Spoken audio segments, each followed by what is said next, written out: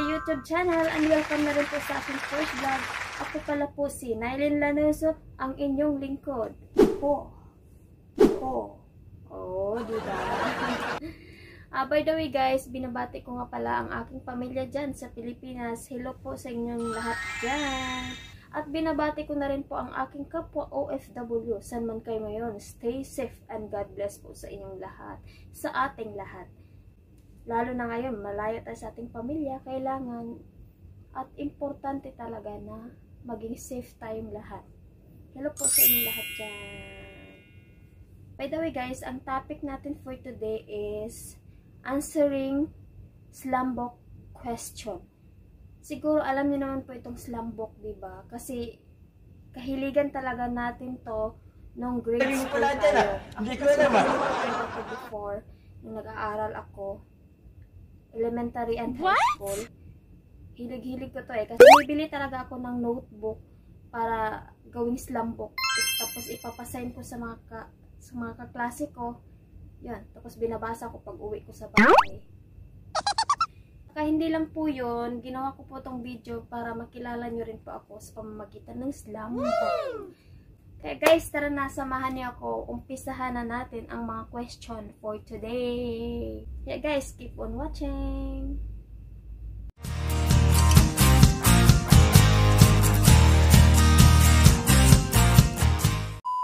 Ang first question natin ay, syempre, anong pangalan mo? Ako nga pala si Annalyn Abahero. Pero, Nylin lang po yung dala ko kasi nakasanayan ko na po sa aking mga account. Yan po lahat ang ginagamit ko, Nylin. Ang nickname ko po ay Anan.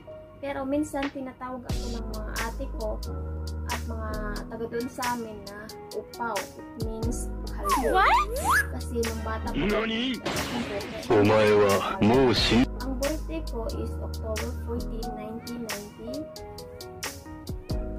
Ang edad ko po is 30 years old. Magta 31 years old na ako this coming October 14. Lampas na ako sa calendar guys. Pero okay lang. Stay pretty kayo, diba? Location.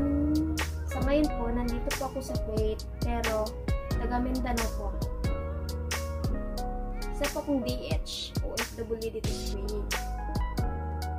Ambisyon ko talaga ay to be a good singer. Kasi, bata pa ko yan talagang kinahiligan ko ang pagkanta. Marami akong memory sa pagkanta ko. Kasi nung bata pa ako, nilalaban ako ng hindi lang yung mga parents ko, kundi ako rin sa sarili ko. Kahit na hindi alam ng mga parents ko, sumasali talaga ako sa pagkanta, sa mga fiesta, sa mga barangay-barangay, gano'n. Nananalo naman ako. Minsan, natatalo. Tagalog, English, Bisaya, Ilongga, Arabic. Kunti lang naman yung alam ko sa Arabic. Mga simple Arabic lang. Pero, nakakaintindi.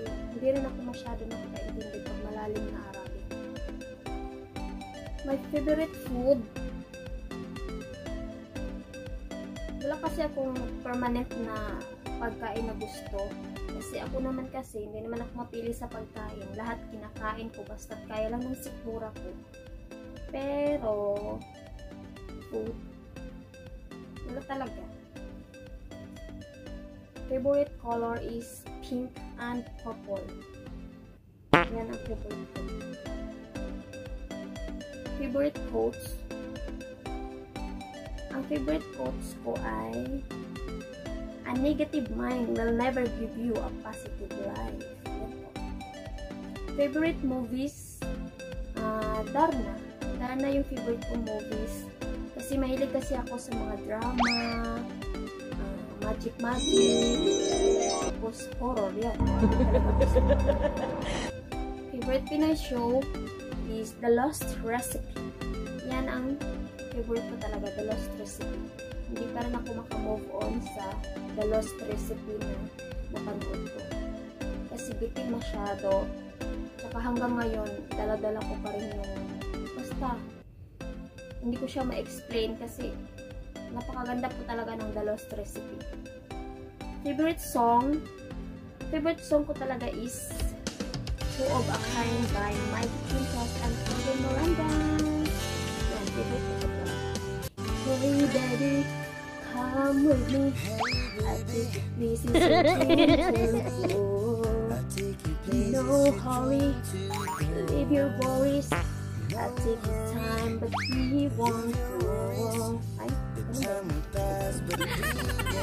Favorite singer band is this band. Gusto ko yun. Favorite actress. Noon, ang favorite actress ko is si Angel Locsin. Pero ngayon, ang favorite ko na ay si Mikey Quintos. Siyempre, our queen. Our queen. Favorite actor. Marami akong favorite actor noon.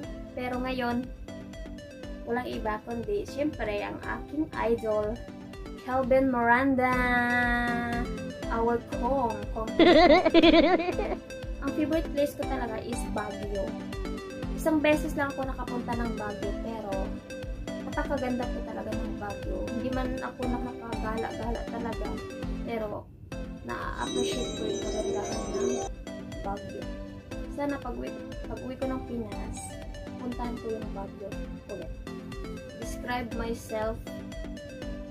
Siyempre, matapang, maintindihin, mabait, pero may pagkakulit, mapagmahal, at siyempre, maganda. Baliw ka yata eh. Char! Joke. Mawawala yun. Siyempre, gandang-ganda ako sa sarili ko eh. Sarili ko to eh. I love myself.